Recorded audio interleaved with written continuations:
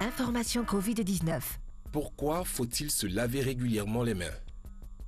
La Covid-19 est un virus qui peut nous infecter en passant par les yeux, le nez ou la bouche. Le plus souvent, ce contact a lieu par les mains. C'est pourquoi il est recommandé de bien se laver les mains avec du savon et de l'eau ou avec un gel hydroalcoolique avant de manger, de boire, après avoir touché une surface contaminée ou après avoir été dans un endroit public. Le lavage régulier des mains est un geste simple pour prévenir la propagation du virus. Protégeons-nous, protégeons les autres. Plus d'informations au 119. Appel gratuit.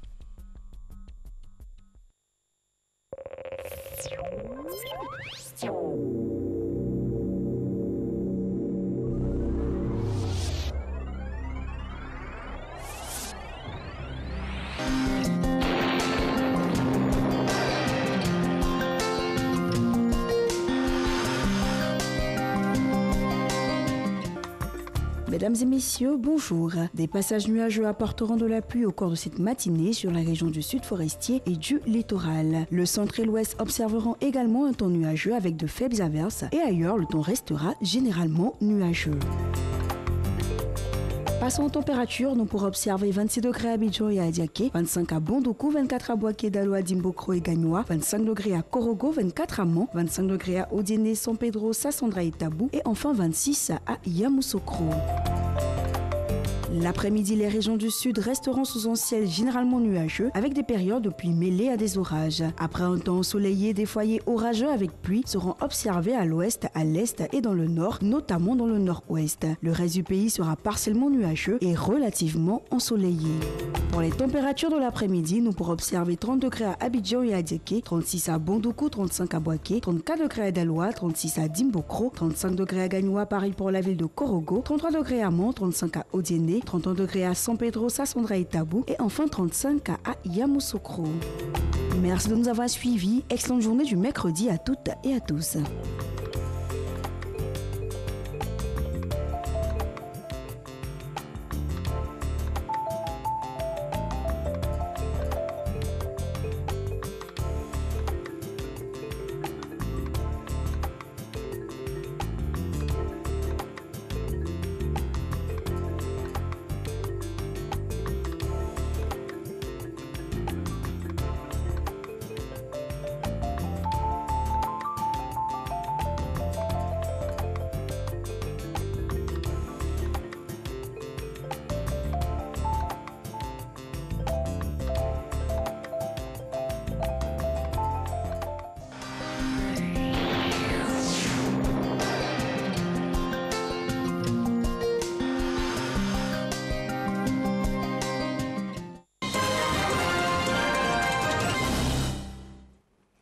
Madame, Monsieur, bonjour. On démarre tout de suite par le point de la situation du coronavirus en Côte d'Ivoire. 73 nouveaux cas positifs enregistrés à la date d'hier. La Côte d'Ivoire compte désormais 3024 personnes touchées par la maladie. Suivant. Le ministère de la Santé et de l'Hygiène publique a enregistré ce jour, mardi 2 juin 2020, 73 nouveaux cas de Covid-19 sur 470 échantillons prélevés, soit 15,5% de cas positifs, 34 guéris et 0 décès. À la date du 2 juin 2020, la Côte d'Ivoire compte donc 3024 cas confirmés, dont 1501 personnes guéries, 33 décès et 1490 cas actifs. Le nombre total d'échantillons est de 28 120. Le ministre de la Santé et de l'Hygiène publique insiste sur le fait que la pandémie n'est pas terminée.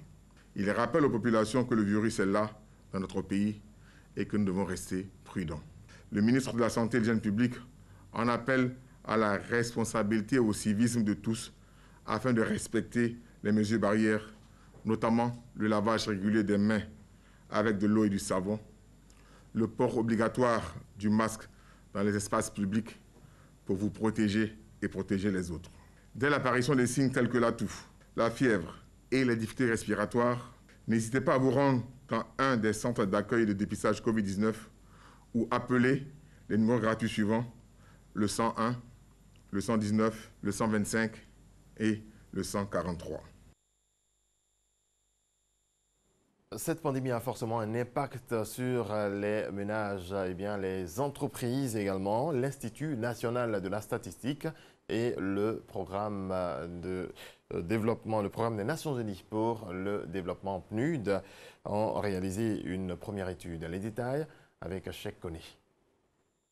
Il ressort de cette étude que le revenu annuel des chefs de ménage a subi une baisse moyenne de 47,2% et le nombre supplémentaire de ménages passés en dessous du seuil de pauvreté est de 1 375 151 ménages.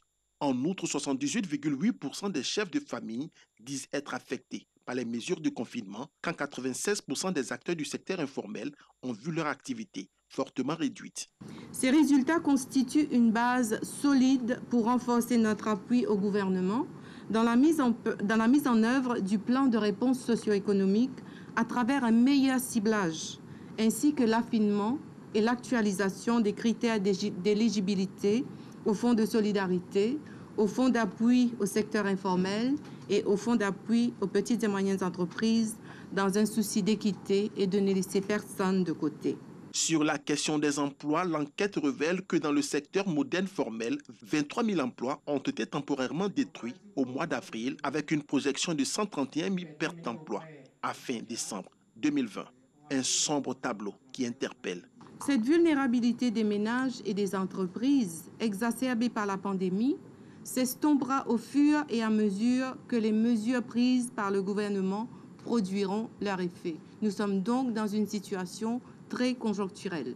Le programme des Nations Unies pour le développement PNUD a à cet effet dégagé une enveloppe de 500 millions de francs CFA dédiée à des activités de relèvement en soutien au plan de riposte. La ministre du Plan et du Développement a salué l'initiative de l'Agence des Nations Unies. Vos appuis multiformes à la réalisation de ces études et votre présence distinguée ce matin sont le témoignage éloquent de l'engagement de votre institution à lutter aux côtés du gouvernement contre la pandémie à coronavirus. L'étude a été réalisée auprès de 806 chefs de ménage, 468 chefs d'unités informelles et 304 entreprises du secteur formel. Le ministère de la Santé et de l'Hygiène publique a reçu hier 6 000 kits alimentaires et d'hygiène. Ce don du Fonds national de lutte contre le sida d'une valeur de 135 millions de francs CFA est destiné aux personnes vivant avec le VIH en cette période de crise sanitaire. Le point de Salima Toudia. Face aux effets socio-économiques de la Covid-19, les personnes vivant avec le VIH reçoivent le soutien du Fonds national de lutte contre le sida qui leur a fait don de kits alimentaires et d'hygiène à travers le ministère de la Santé et de l'Hygiène publique. Avec votre caution, Monsieur le ministre, le Fonds national de lutte contre le sida met à disposition ce jour 3 000 kits alimentaires et 3 000 kits hygiéniques d'un coût total de 135 millions composés de denrées de première nécessité pour le soutien du ministère de la Santé et de l'Hygiène publique aux personnes vivant avec le VIH. Le soutien du ministère de la Santé et de l'Hygiène publique à travers le Fonds national de lutte contre le sida est la preuve que les personnes vivant avec le VIH-Sida font partie de nos préoccupations car elles font partie des populations à risque accru face à la menace de la Covid-19. Conscient que le nombre de kits reste insuffisant pour plus de 28 000 personnes vivant avec le VIH encadrées par les réseaux au niveau d'Abidjan, le Fonds national de lutte contre le sida a engagé le plaidoyer auprès du comité de gestion du Fonds spécial de solidarité Covid-19 afin d'obtenir davantage de moyens pour couvrir le maximum de personnes vivant avec le VIH. Dans le reste de l'actualité aux États-Unis, après une nuit de troubles et d'affrontements avec la police dans les villes américaines, les manifestations se sont poursuivies hier pour dénoncer le racisme, les brutalités policières et les inégalités sociales. Au moins 60 000 personnes ont rendu hommage à George Floyd, l'Afro-Américain mort par asphyxie à Minneapolis lors d'un rassemblement pacifique à Houston, où il a grandi et où il doit être enterré la semaine prochaine. La mort de George Floyd a fait ressurgir cette affaire En France, un jeune homme noir de 24 ans, Adama Traoré, mort en 2016 après son interpellation. Malgré l'interdiction prononcée par le préfet de police, des milliers de manifestants se sont rassemblés devant le TGI de Paris. L'appel à ce rassemblement a été lancé par le comité de soutien à la famille d'Adama Traoré, suivant la réaction de cette manifestante. Ce qui se passe aux États-Unis aujourd'hui fait écho avec la France. Ce qui se passe aux États-Unis a malheureusement mis de la lumière sur ce qui se passe en France. C'est un rassemblement qu'on fait suite à tous les événements qu'il y a eu la semaine dernière. Celle qui arrive juste avant, c'est la mort de George Floyd, cet homme noir, notre frère, qui va mourir avec des scènes horribles et des scènes qui vont en tout cas se calquer sur la mort de mon petit frère. Ils ont subi un plaquage ventral. Adama a pris le poids de 3 gendarmes sur lui. George Floyd a pris le poids de 3 policiers sur lui. Ils ont eu les mêmes mots. Je n'arrive plus à respirer, je n'arrive plus à respirer. Voilà, l'actualité s'arrête ici, mais vous aurez d'autres informations dans la suite de cette émission, présentée aujourd'hui par Alix. Merci Régis Kofi et merci du passage de témoins. Mesdames et messieurs, bonjour et bienvenue depuis le démarrage de ce programme-là à l'entame avec le générique. Nous sommes donc au 3e numéro de la semaine. Très heureuse de reprendre du service après ces 2 numéros en compagnie de Marcelin Govoy. Aujourd'hui, donc mercredi, nous allons nous acbouter à notre ligne éditoriale du jour, à savoir parler de famille et plus précisément aujourd'hui au cœur de notre sujet, la jeunesse, cette jeunesse-là qui nous donne du grain à moudre au regard de tout ce qui se passe dernièrement. C'est tout simplement ahurissant ce qu'on peut voir sur la toile ou même dans la rue en passant. Il faut mettre le pied dans le plat et nous allons en parler avec notre consultant en la matière, le docteur Joe Frédéric Zabi, pour parler de comment avoir une jeunesse sans abus, sans alcool, sans drogue et sans dérive comme il est permis de voir de plus en plus. Ce sera bien sûr dans quelques petites minutes, mais avant, vous savez que chaque jour, nous avons quelques informations comme ça qui marquent des dates bien précises dans ce monde, au-delà de la célébration des prénoms calendaires que sont Kevin et Clotilda. Nous avons également aujourd'hui la célébration d'une disparition très illustre, celle de Mohamed Ali, ou si vous voulez, Cassius Marcellus Clay Jr., boxeur américain multiple champion du monde dans la catégorie poids lourd et médaillé olympique. Il est né le 17 janvier 1942 et ce grand sportif-là, on s'en souvient avec ses matchs emblématiques.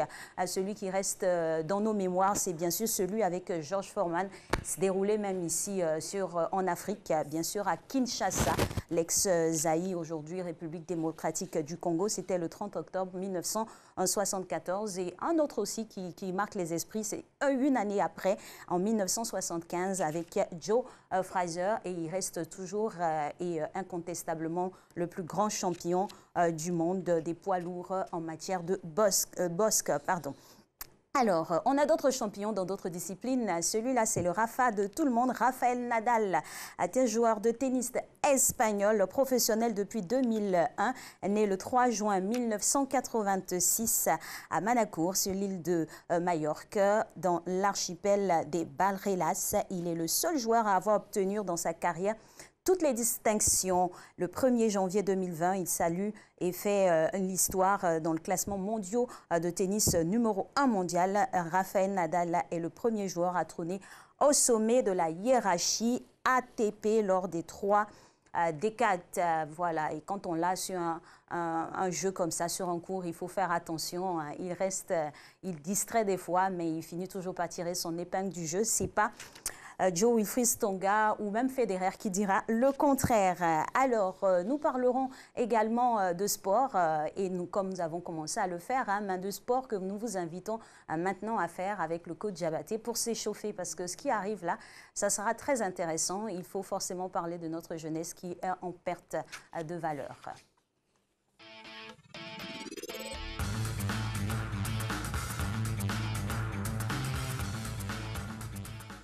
Bonjour, je suis à la maison, Coach Diabaté pour vous servir. Aujourd'hui, nous sommes mercredi. Et qui dit mercredi, pas de fitness, jeunesse. Aujourd'hui, petite séance d'étirement au sol. OK? Donc, sur ce, nous allons rester assis. Commencer d'abord par inspirer, souffler, respirer. Et après, passer par les différents exercices d'étirement au sol. OK? Voilà. Respire.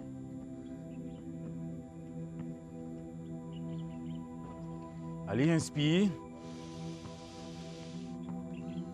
Et souffle.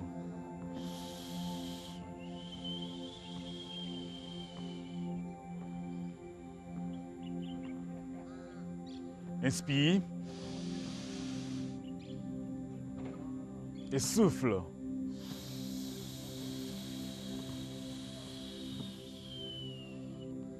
Inspire. Et souffle.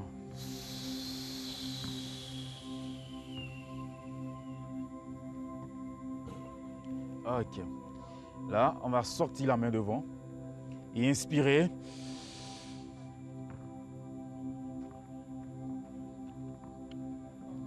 Et souffle.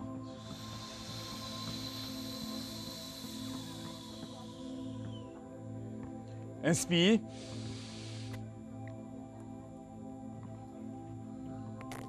Et souffle.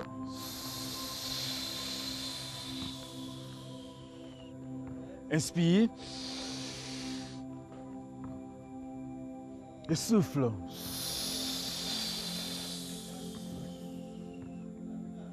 Inspire. Et souffle.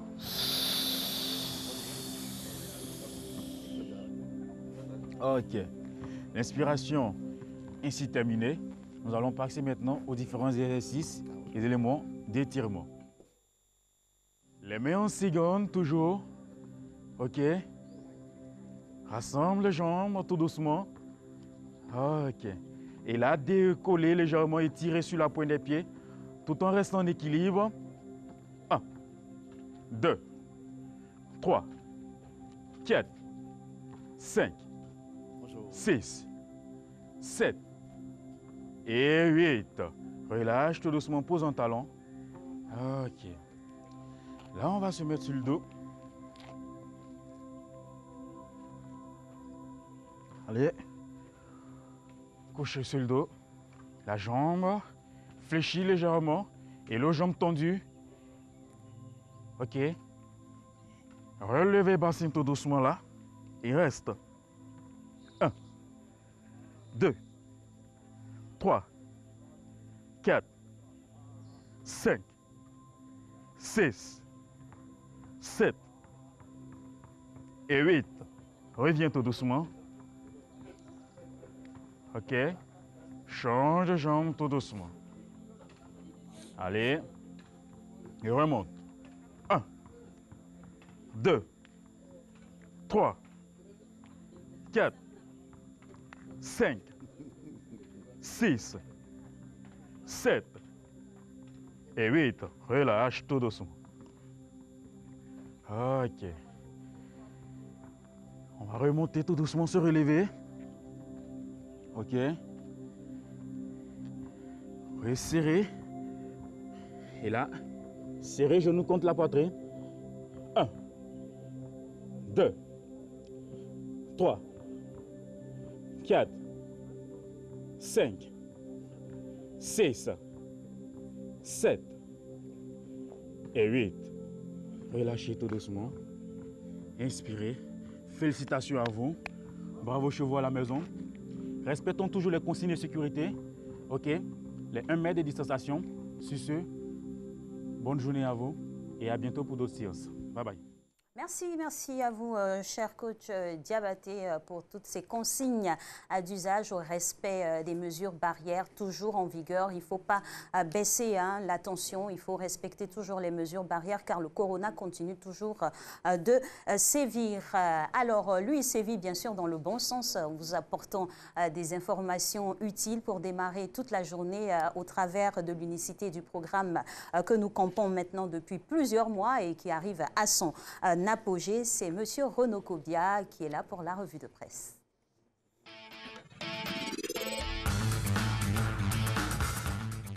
Bonjour Renaud. Bonjour Alix. Alors, on démarre tout de suite avec la ville d'Aboisseau. On passe d'enregistrer ses premiers cas de coronavirus, hélas. Oui, bonjour à tous. Des cas suspects ont été enregistrés au Petit Séminaire, au CAFOP et dans une usine de la ville selon Soir Info. S'ils étaient avérés, ce serait la fin de l'état de grâce pour la capitale de la région du Sud, Komoué, qui était présentée jusqu'à présent comme l'une des localités ivoiriennes les plus engagées dans la lutte contre la Covid-19. Et on ne le dira jamais assez, il faut rester toujours vigilant sur tout le territoire. La presse paie un lourd tribut quant à la pandémie à Covid-19. Oui, au moins 127 journalistes actifs sont morts au cours des 3 derniers mois à cause de la Covid-19. Selon l'ONG Emblème Presse Campagne qui a fait cette révélation hier, nombre de ces journalistes ont contracté la maladie après avoir couvert des activités qui lui sont liées. Toujours selon cette organisation qui souligne que le nombre réel de professionnels de la communication tués dans la pandémie pourrait être plus élevé car de nombreux cas n'ont pas été enregistrés et ces décès sont répartis entre l'Europe, l'Asie, l'Amérique du Nord et l'Afrique. Et on s'incline respectueusement sur les mémoires de nos confrères. Plafonnement des prix des denrées de grande consommation, le gouvernement démarre la phase de sanctions. Oui, après plus de 3 semaines de sensibilisation, les autorités ivoiriennes ont décidé d'aller en guerre contre les commerçants qui ne respectent pas le décret plafonnant le prix de certains produits de grande consommation tels que le riz, la viande, l'huile ou encore le sucre. Selon Fraternité Matin, dans le cadre de cette opération qui démarre aujourd'hui, les contrevenants risquent une amende allant de 100 000 à 50 millions de francs CFA. À lire dans le Jour Plus de ce mercredi 3 juin 2020, un dossier sur les difficultés de certains acteurs culturels en cette période de crise. Le confrère fait la lumière sur la galère des artistes, particulièrement en cette période de confinement, fermeture des lieux de spectacle et tout le corollaire qui va avec, pour mieux nous édifier sur les difficultés que vivent nos étoiles en ce moment. Le quotidien a ouvert ses colonnes à quelques-uns tels que Mewé, Ismaël Isaac, Soumbil, Lato Crespino ou encore Noël Douré. La communauté musulmane de Côte d'Ivoire a un nouveau guide, on le sait. Depuis le 29 mai 2020, Cheikh Aïma Mamadou Touré, le chef suprême des musulmans de Côte d'Ivoire, l'intelligent d'Abidjan dans son édition de ce jour, dresse le portrait de l'homme qui dit mesurer pleinement la grande responsabilité qui lui incombe désormais. Le confrère livre aussi les confidences de certains imams qui révèlent ce qui a milité en faveur du successeur de Cheikh Aïma Bouakari Fofana qui a été rappelé à Dieu, on se le rappelle, le 17 mai 2020. Et nous souhaitons bon vent, bien sûr, au nouveau Cheikh Aïma. Alors, le matin s'intéresse à la prochaine convention du plus vieux parti de Côte d'Ivoire. Oui, et surtout aux 75 millions de cautions demandées aux candidats à l'investiture du parti pour la présidentielle de 2020. À ce sujet, le confrère dit ne pas comprendre que le doyen des formations politiques ivoiriennes fixe ce montant pour ses primaires après s'être opposé aux 50 millions exigés comme caution pour la prochaine présidentielle. Il faudra y être tout simplement à la convention pour avoir les tenants et les aboutissants. Bien évidemment. Le décès mystérieux de plusieurs personnes à Djaïkoubé continue de faire des choux gras de la presse. Qu'est-ce qui se passe? Oui, nous en parlions hier. 7 personnes sont mortes après avoir mangé le chat d'un féticheur. Cette histoire continue d'alimenter la presse et les conversations dans ce sous-quartier de la commune de Port-Boué. Allopolis, qui en fait sa une de cette semaine, révèle que l'unique survivant de cette affaire est devenu aveugle et que le féticheur dont le chat est à l'origine de ce drame est introuvable. Comme quoi, tous les Grégois ne sont pas comestibles. C'est aujourd'hui que la dépouille de l'artiste Enskofi arrive à Abidjan. Oui, décédé le 8 mars 2020 aux États-Unis. C'est ce mercredi matin que le corps du créateur du Zogodan Zoué arrive en terre ivoirienne. Comme il avait souhaité de son vivant, Ernest Kwadio Kofi, de son vrai nom, sera inhumé sur les terres de ses ancêtres à Daoukro. Pour l'heure, la date et le programme des obsèques n'ont pas encore été communiqués. Et nous resterons tout de suite pour la suite, bien sûr, de ce programme. Merci à vous, Renaud. Merci, Alix. On se reverra demain. Avec beaucoup de plaisir. Oui, petit réaménagement. Bon, plaisir partagé. Mais bien sûr, on est toujours. content de vous avoir, en tout cas. Pareil. Alors, on continue ce programme avec d'autres informations. Le temps pour nous d'installer notre cher Joe-Frédéric Zabi qui, aujourd'hui, va s'installer pour nous donner la panacée pour solutionner les dérives auxquelles nous faisons face au niveau de la jeunesse. Quoique, aujourd'hui aussi, il faut savoir que Mario Kotsay, il est né le 3 juin 1992 en Allemagne. l'Allemagne est un footballeur allemand qui évolue au poste de milieu offensif au Borussia Dortmund. En 2014, pour les férus de football, il faut se rappeler qu'il est rentré à la 98e minute de la finale contre l'Argentine et son entrée fut décisive car il a marqué le seul but qui a pu qualifier l'Allemagne pour la finale. Et puis l'Allemagne a décroché cette année la Coupe du Monde. C'est une entrée qu'on pourrait dire d'historique et c'est tout à son honneur. L'honneur lui est fait aujourd'hui également de nous donner des solutions pour penser les mots auxquels nous faisons face. C'est notre cher coach Zabi que nous retrouverons juste après jingle.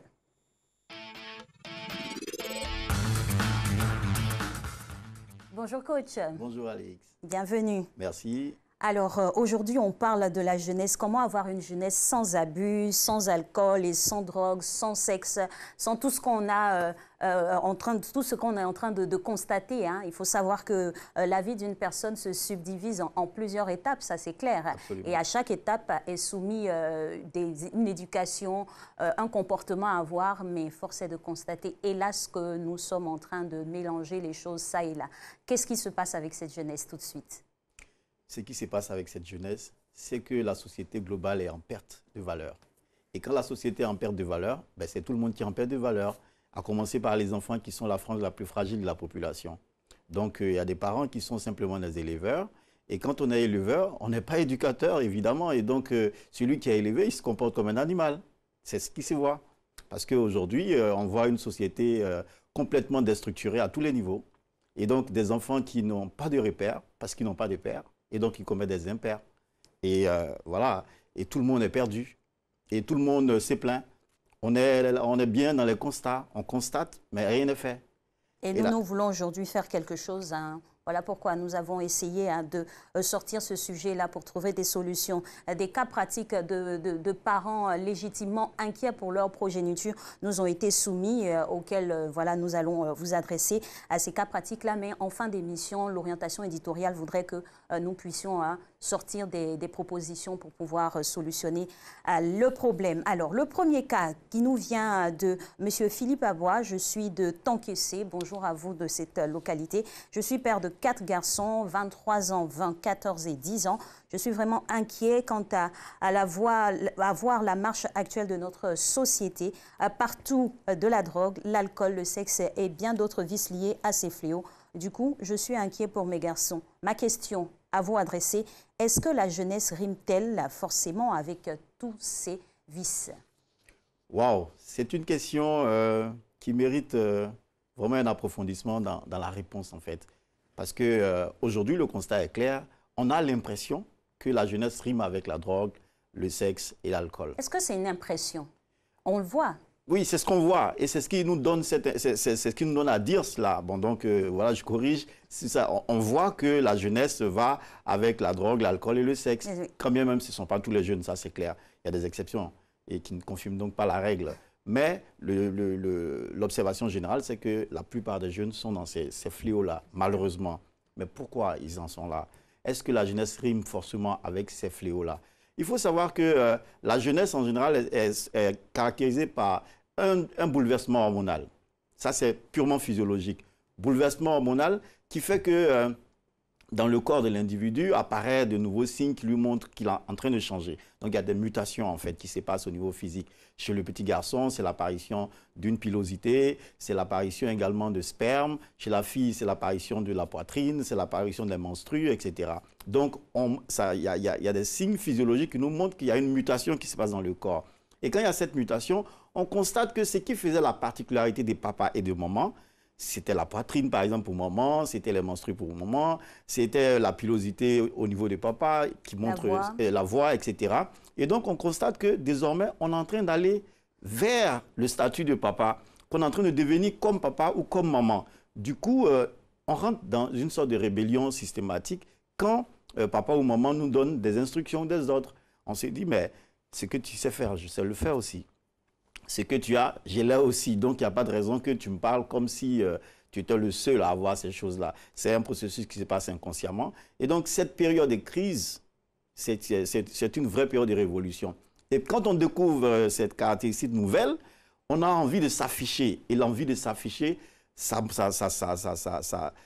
amène les jeunes en général à utiliser des substances comme par exemple la drogue, comme par exemple l'alcool.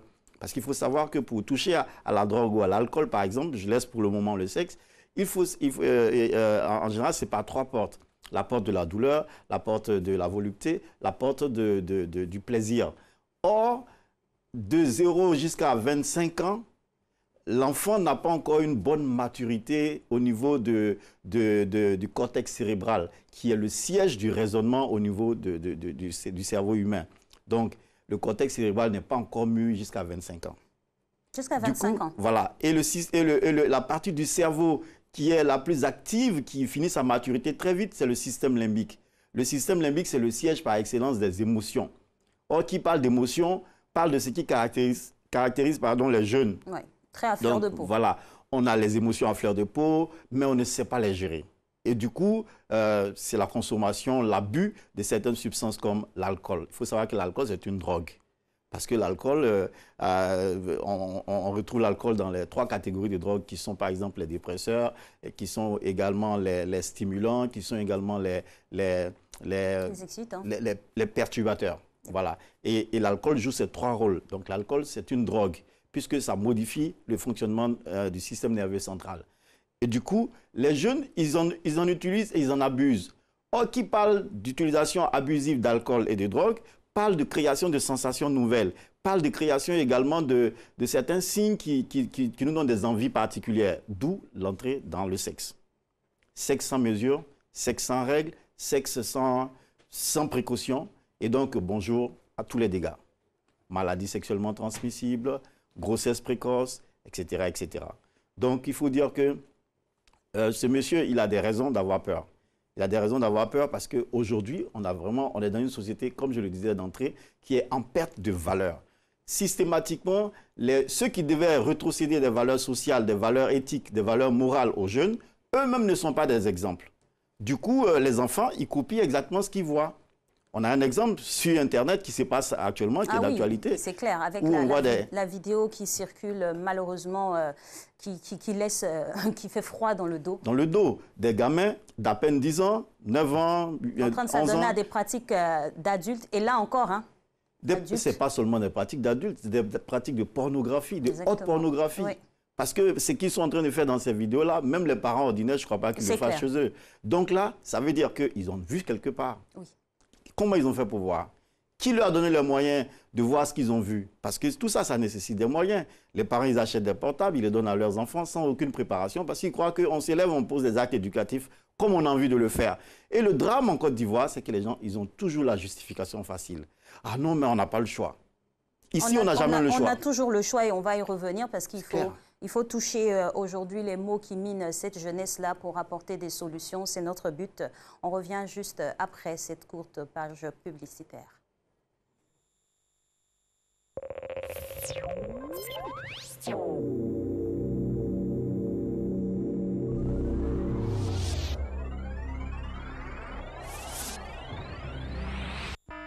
Information Covid-19.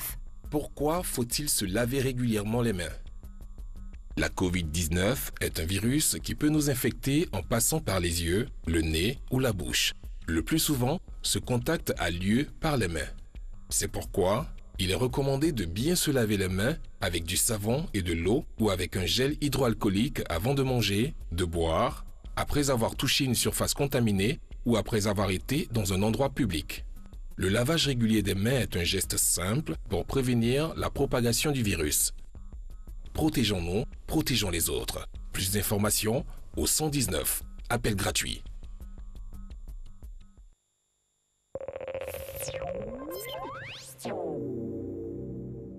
Et voilà, retour en plateau, toujours en compagnie du docteur Joe-Frédéric Zabi, avec qui nous parlons de la jeunesse et de toutes ces dérives auxquelles elle est soumise, parlant d'alcool, de drogue, de sexe et d'autres encore vices qui arrivent ça et là. Alors, il y a un chercheur qui nous dit que le rythme d'évolution d'une personne s'accélère ou ralentit en fonction de son environnement. Comme quoi, les jeunes sont soumis à l'environnement qui est fait par les adultes. Absolument, absolument. La société dans laquelle nous évoluons, les règles qui sont établies le sont par des adultes. Tout ce qui pervertit la jeunesse aujourd'hui, ce sont les adultes qui leur mettent ça à disposition. La drogue, qui vend ça?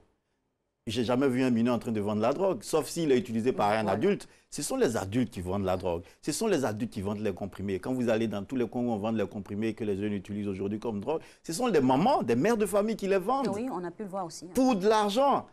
Tout ce qui est perversité, perversion, même les jeunes qu'on utilise pour commettre des crimes rituels et tout par des hommes politiques, etc., ce sont des adultes qui font ça. Donc c'est la société qui offre à la jeunesse les outils de leur perversion et de leur perversité.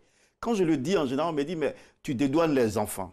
Je dis, regardez, est-ce qu'un fou, quand il commet un acte, il est responsable? Il n'est pas responsable de ce qu'il fait.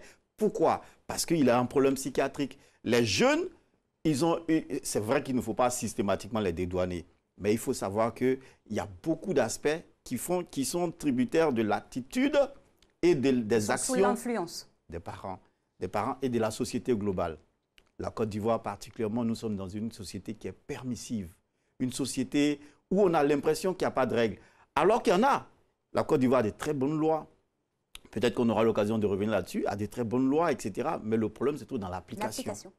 Et l'application est un gros problème aujourd'hui. Et la responsabilité individuelle des uns et des autres Absolument. Quant à cette implication à l'éducation des enfants. Le deuxième cas qui vous est soumis vient de Madame Dibé Solange. Je suis veuve et je vis avec 5 enfants, tous mineurs à Abobo, derrière Aïe, dans un secteur où il y a beaucoup de drogue et d'alcool. Je ne souhaite pas que mes enfants m'échappent et tombent dans ces travers-là. Comment m'y prendre à une maman comme ça qui est malheureusement dans un environnement qui laisse la porte ouverte à plusieurs dérives? Comment elle se prémunit pour l'éducation de ses enfants? Elle est obligée de comprendre qu'il faut qu'elle fasse la différence entre un éleveur et puis un éducateur. Il faut qu'en tant que mère isolée, qui n'est pas épaulée par un homme, il faut qu'elle sache qu'elle doit devenir plus éducatrice qu'éleveuse. Et qu'est-ce que je fais comme différence entre l'éducateur et l'éleveur? L'éleveur, c'est celui qui donne à manger, qui donne des soins de santé, qui donne de l'entretien à quelqu'un pour le faire grandir. Donc, quand on donne la nourriture à un enfant, on le met à l'école, on lui donne des soins de santé, etc., on est en train de jouer un rôle pur d'éleveur. L'éducateur lui donne des valeurs qui permettent à l'enfant de devenir autonome. Parce que le but de l'éducation, c'est l'autonomie, c'est l'indépendance à terme. Et le terme, c'est l'âge adulte. Donc, il faut qu'à ce moment-là, l'enfant soit capable de jouer des rôles sociaux acceptés et reconnus. Donc, pour y arriver, il faut lui donner des valeurs solides. Et l'éducateur, il donne des valeurs. Valeurs qui permettent à l'enfant de se nourrir lui-même, si cela est nécessaire, de s'entretenir lui-même, de se donner lui-même des soins. Donc, l'éducation est largement au-dessus de l'élevage.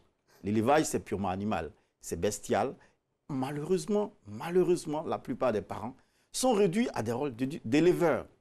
Ils donnent à manger, ils se tapent dans la poitrine. Ben, à cause de mon enfant, moi, je n'ai plus de salaire, j'ai plus de vie, etc. Vous faites bien, mais vous ne faites pas mieux que la poule. Parce que la poule, c'est ce qu'elle fait, exactement. Elle fait même mieux. Vous ne faites pas mieux que la chienne, par exemple. Donc, il faut qu'on sorte du rôle d'éleveur pour devenir éducateur, ceux qui donnent des valeurs à notre enfant et aux autres enfants. Parce que nous évoluons dans un système. Et qui parle de système, parle de communication en vase clos. C'est-à-dire que ce que je fais influence celui qui est à côté de moi, qui influence son voisin, etc. Et donc, un dysfonctionnement à mon niveau, quand moi je pense que, bon, j'ai donné quelque chose à mes enfants, ça va, et donc tout va bien, ben, les autres enfants, ils peuvent pervertir mon enfant. Donc, je suis obligé de jouer un rôle, à la fois pour mon enfant et pour la communauté. Malheureusement, le problème se trouve là. Avec cette dame, il faut qu'elle devienne éducatrice. Et donc, en tant qu'éducateur, qu'est-ce qu'elle peut faire? C'est de devenir père, mère et mère. Père en tant que P-E, accent grave R-E, géniteur. Donc, en tant que géniteur, on joue d'abord un rôle d'éleveur, ensuite un rôle d'éducateur. Il faut qu'elle le joue, qu'elle le devienne, qu'elle joue à la fois le rôle de la maman et de l'homme.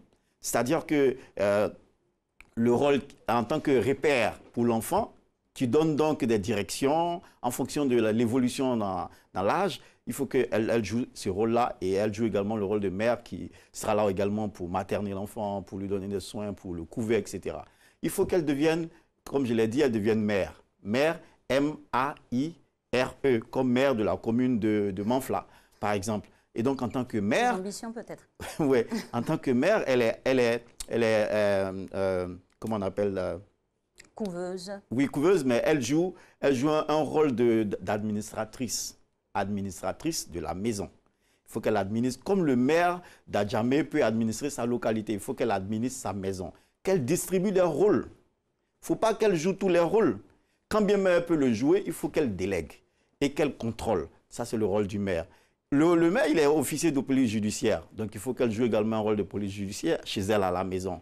C'est-à-dire qu'il faut qu'elle contrôle, qu'elle sanctionne si besoin est, qu'elle essaie de ramener à l'ordre également quand besoin est. Et enfin, il faut qu'elle devienne, comme je le disais tout à l'heure, il faut qu'elle devienne, j'avais dit père, mère et mère. Exactement. Voilà. Non, il faut qu'elle devienne également père. Père, P-A-I-R, c'est-à-dire ami de ses enfants. Parce que l'éducation ne peut pas se faire dans un contexte où les parents croient que l'ordre doit venir forcément d'en haut.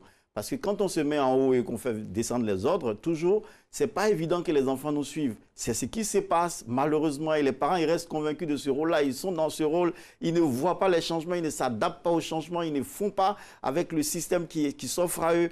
Il faut qu'ils deviennent des pères, P-A-I-R-S, pour qu'on se mette au même niveau, à un niveau horizontal. On est au même niveau que les enfants. On leur fait donc des propositions, des suggestions et on apprend surtout l'art de la diplomatie, qui est qu'on choisit et on vous donne l'impression que c'est vous qui choisissez. C'est tout un art. Il faut que les parents l'apprennent. Docteur, cet aspect-là, c'est très important. Devenir père, P-A-I-R-E, avec ses enfants, est-ce que ce n'est pas ce qui nous a emmené à cette situation où les enfants, du coup, se prennent pour des adultes, copient ce que les parents font?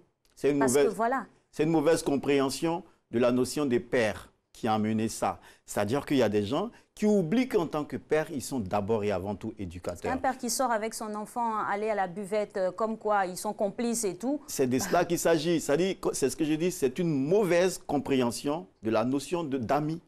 Parce qu'un ami, il ne pervertit pas son ami. Un ami, en principe, il ne doit pas le faire. Donc, le père, il doit savoir que c'est vrai, je suis ami, donc il y a des choses que je dois partager avec mon enfant. Il y a des décisions que je ne peux pas lui imposer. Je dois solliciter son avis également. Mais je suis éducateur. Il ne faut surtout pas qu'il oublie qu'il est éducateur et géniteur. Donc, il est père. P-E, accent grave vers E. Il est père. Et en tant que père, il y a des choses qu'il ne doit pas faire. Quand moi, je me retrouve dans un bar, par exemple, à boire une bière avec mon enfant, quelle leçon je lui donne? Quelle valeur je lui donne? Quand je me retrouve là à regarder un film pornographique avec ma fille, parce qu'il y a des mères qui le font, qu'est-ce que je lui donne comme valeur? Parce qu'il faut savoir que l'éducation, ça se fait par plusieurs canaux. On peut parler, mais on peut agir. Et l'action est souvent plus parlante que la parole. Donc, les pères, qu'est-ce qu'ils donnent à voir à l'enfant? Qu'est-ce qu'ils lui donnent à entendre? Qu'est-ce qu'ils lui donnent à sentir, à ressentir? C'est ces conditionnements-là qui emmènent le comportement de l'enfant plus loin. Donc, les gens ne le savent pas. L'environnement dans lequel l'enfant évolue joue un rôle des plus cardinaux dans son évolution et dans sa tenue, en fait, dans la société. Il faut savoir que les parents, en général, que nous sommes, je peux dire à 90%, nous sommes responsables de ce qui arrive à nos enfants.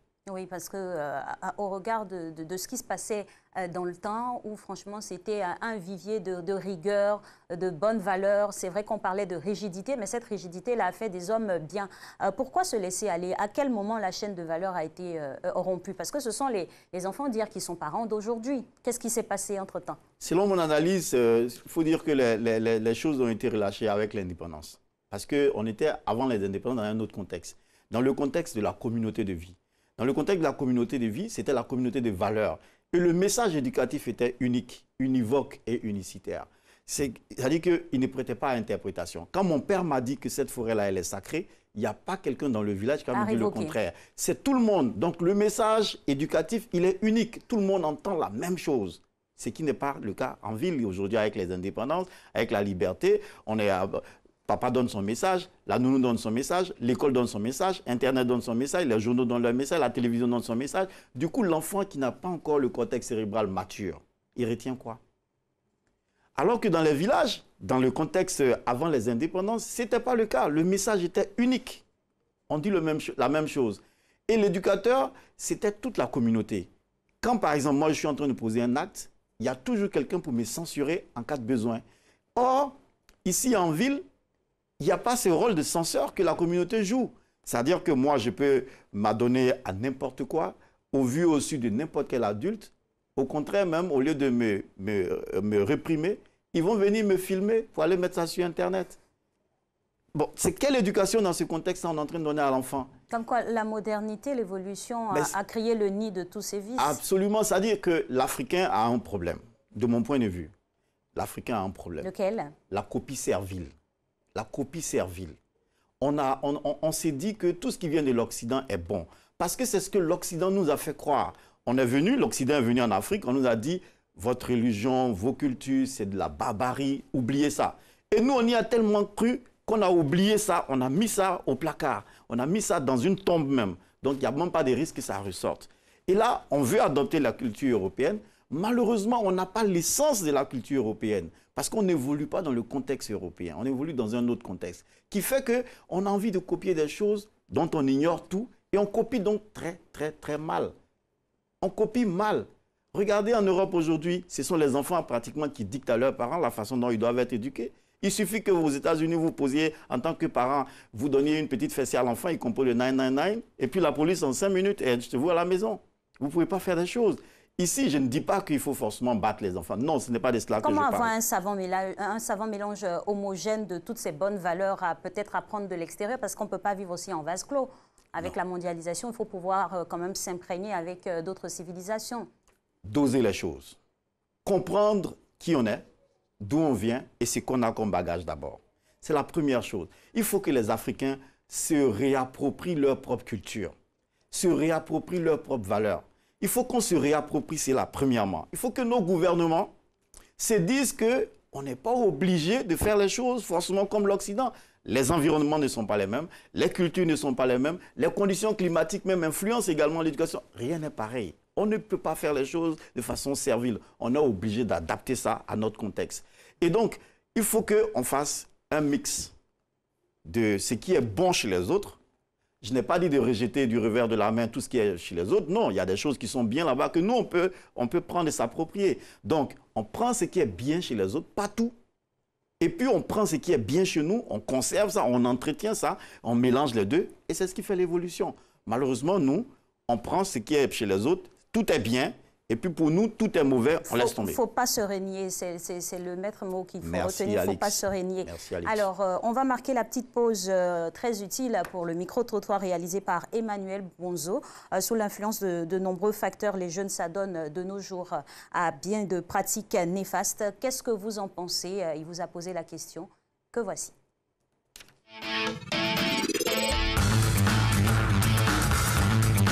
Selon moi, pour avoir une jeunesse sans alcool, sans abus, il faudrait que cette jeunesse-là, d'abord prenne conscience de ce que la vie ne se résume pas en ces choses-là et que l'éducation que nos parents nous donnent concernant le civisme et même à l'école, ce que nous enseignent, il faudrait que cette jeunesse-là apprenne à écouter d'abord les anciens, nos parents, c'est-à-dire nos parents, apprennent à écouter les professeurs et ceux qui les enseignent et ne pas vraiment se livrer à ce genre de choses parce que nous voyons que de nos jours, ces choses-là réellement détruisent la vie.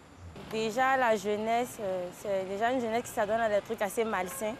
Du coup, il va falloir dépendre de l'avenir et puis des projets de chacun pour ne pas s'adonner à certains abus assez dangereux. Voilà, parce que chacun de nous a ses projets, ses ambitions. Il va falloir garder la tête assez forte pour pouvoir avancer. Franchement, c'est pas facile, mais ça dépend du mental de chacun.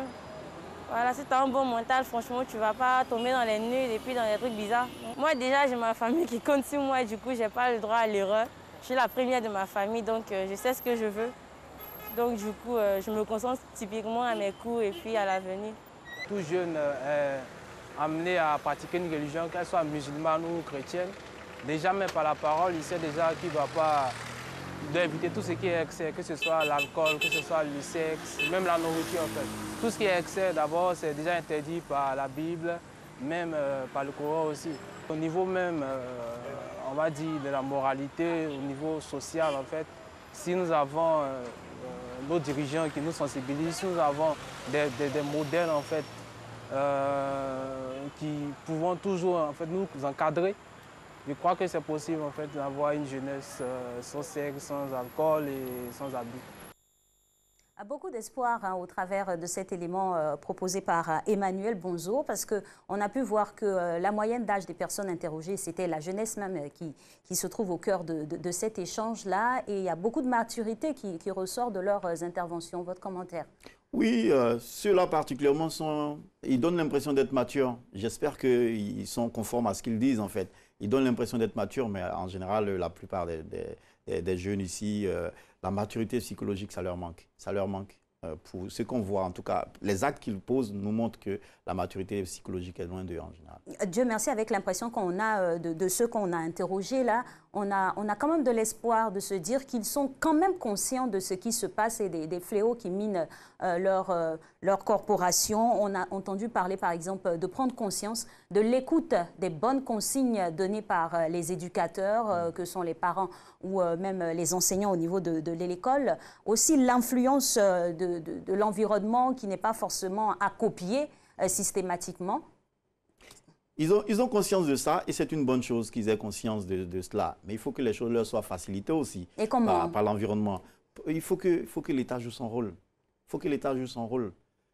Et quand je dis que l'État joue son rôle, je suis très très sérieux quand je le dis. Parce que moi, quand je regarde la société ivoirienne, je n'ai pas vraiment l'impression que l'État joue son rôle au niveau de la jeunesse. Selon vous, qu'est-ce qui manque? Il manque de la rigueur dans l'application des choses. Il manque le dessin d'un cadre d'évolution. Parce que vous savez, l'éducation, c'est un conditionnement. On n'est pas efficace quand on dit « faites ceci, faites cela » et puis on a assis sans donner l'exemple. La société ivoirienne oublie qu'elle est un exemple pour les jeunes. Donc, ceux qui sont les autorités, ceux qui sont les adultes d'aujourd'hui, ils ne sont pas des bons exemples. Il suffit de regarder aujourd'hui, qu'est-ce qu'on voit? La corruption, c'est ce qui est courant. Et c'est ceux qui ne sont pas corrompus qui sont les exceptions. Quand vous n'êtes pas corrompu, on vous traite de marginal. Donc, dans ces conditions-là, on s'attend à quelle jeunesse? Des jeunes qui sont corrompus, qui croient que c'est la corruption qui est la règle, en fait.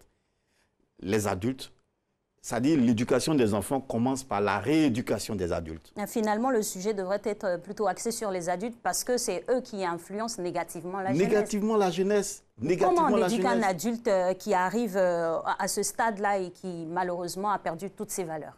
Vous savez, la Bible a dit une chose qui me fascine. La Bible dit, vous connaîtrez la vérité et la vérité vous affranchira. Il faut donner la vérité aux parents. Il faut leur dire ce qui est leur rôle. Il faut leur dire ce qu'ils doivent faire dans la vie de leur enfant. Il faut leur dire, il faut dire à tous ceux qui sont des adultes, où qu'ils soient, quelle que soit leur position sociale, il faut leur dire qu'ils ont un rôle à jouer dans l'éducation de la jeunesse globale de la Côte d'Ivoire et du monde même. Ils ont un rôle à jouer. Et ce rôle-là, c'est d'abord et avant tout de donner l'exemple. Parce que la première source d'éducation, c'est l'exemple. Les enfants, ils copient. Ils copient ce qu'ils voient. C'est d'abord la première chose. Donc, le père, il est assis, il dit on ne fait pas ça. Pourtant, lui-même, il fait. Papa dit non, je ne veux pas que quelqu'un soit au dehors à 19h. Lui-même, il rentre à 1h du matin. Papa dit non, c'est pas bien d'avoir plusieurs, d'être éparpillé et tout. Lui-même, il prend l'enfant, il l'emmène chez sa maîtresse X, il l'emmène chez la maîtresse Y. L'enfant s'est dit, mais bon, être éparpillé là, c'est quoi? Et puis, ce que papa fait, c'est bien. Donc, moi aussi, quand je serai grand, je ferai comme papa. Et quand il commence à faire comme papa, le même papa dit, la jeunesse d'aujourd'hui est gâtée. Qui a gâté? C'est l'exemple que le père a donné. C'est l'exemple que la mère a donné. Les adultes doivent être rééduqués. Ils doivent être rééduqués. Et ça se décline comment aujourd'hui, docteur? Parce que c'est alarmant. On va refaire des cours, ramener les parents sur les bancs ou bien les entasser dans une salle, les éduquer à nouveau. Comment ça va se passer? Il y a plusieurs canaux. Premièrement, la plupart aujourd'hui, vous avez une floraison de jeunes coachs qui sont là, qui donnent des cours et tout ça. Moi, j'en fais. Donc ça, déjà, il faut que... Il faut faire le choix de s'orienter vers une rééducation. La formation déjà, la formation, parce que c'est dans la formation que se trouve la vérité. Il faut pas qu'on fasse l'économie de la formation, parce que le rôle d'éducateur, le rôle de parent, ça ne s'apprend pas à l'école. Ça ne s'apprend pas à l'école, et donc il faut que chacun de nous se dise, j'ai fait des enfants, j'ai le devoir de les emmener à l'autonomie, à l'indépendance, j'ai le devoir de leur donner du savoir-vivre, du savoir-être et du savoir-faire, j'ai ce devoir-là, il faut que j'apprenne à le faire, et j'apprenne à le faire de la bonne manière. Pas d'économie. Donc moi, ça coûte 10 000, je m'en vais, ça coûte 100 000, je veux le faire. Ça nécessite des sacrifices, je les fais. Déjà, il faut que les parents apprennent ça. Deuxièmement, il faut que l'État, en tant que suprastructure qui est au-dessus des familles, crée le cadre. Le cadre dans lequel chacun d'entre nous évolue. Vous savez, aujourd'hui, il y a beaucoup de mineurs qui se trouvent à conduire des voitures. Or, ils ne les conduisent pas sur une autre planète. Ils ne les conduisent pas sur Mars. Ils les conduisent bien dans la société ivoirienne. Où sont les autorités pendant que les enfants font ça? Ils vont aller détruire des vies, comme ce qu'on a vu récemment. Oui. Et là, on va être en train de déplorer. Aujourd'hui, vous pouvez vous asseoir là et votre permis de conduire vous trouve à la maison. Vous n'avez pas mis les pieds dans une auto-école. Ce sont les enfants qui font ça? Pas du tout, ce sont des adultes qui le font. Et aujourd'hui, ils le font dans l'impunité totale pratiquement. Parce qu'il n'y a pratiquement aucune mesure, de mon point de vue, hein, qui encadre ces choses-là, qui montrent que ce ne sont pas des bonnes valeurs à dupliquer et à rétrocéder à l'enfant. Donc, je reviens sur ça. Donc, accentuer la sanction. Aujourd'hui, c'est plus la sanction. Parce que des fois, force est de constater que c'est quand la sanction tombe qu'on se retrouve à réagir de la bonne manière. Il faut sanctionner. C'est ce que j'appelle créer le cadre. La loi existe. Regardez, il y a une loi qui a été votée il y a longtemps qui interdit, par exemple, l'accès des débits de boissons aux enfants. Cette loi-là, elle existe il y a longtemps. Mais les gens, ils ouvrent leur débit de boisson à des enfants. Eux-mêmes, ils sont adultes, ils le font. Ils attendent la police. Déjà, il y a une prise de conscience individuelle. Moi, je suis père de famille. Si j'offre à boire de l'alcool à un enfant, il y a quelqu'un qui va en offrir à mon enfant. Si j'ai cette conscience-là, d'abord, je ne le fais pas.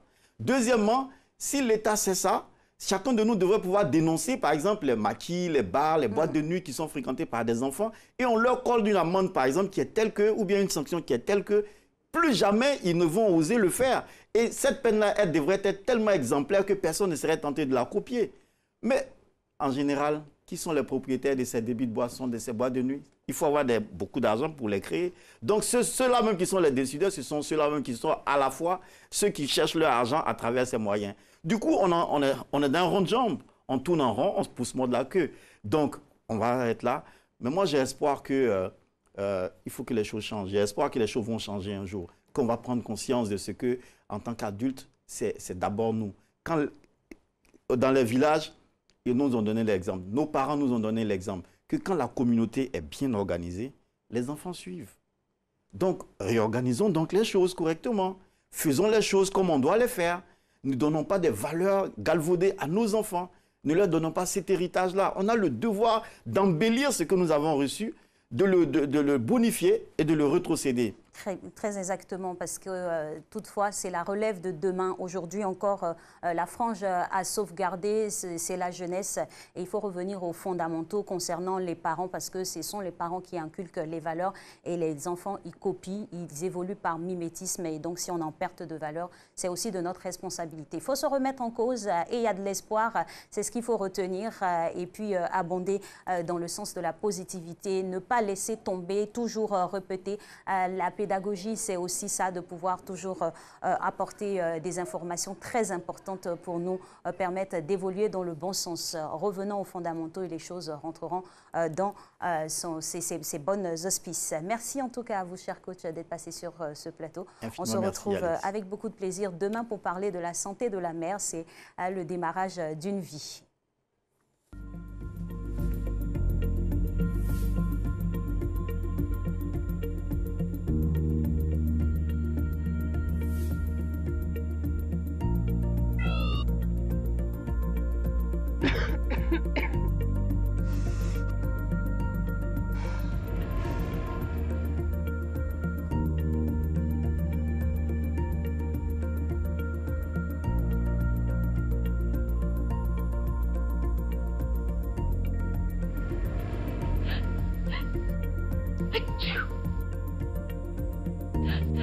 Hey!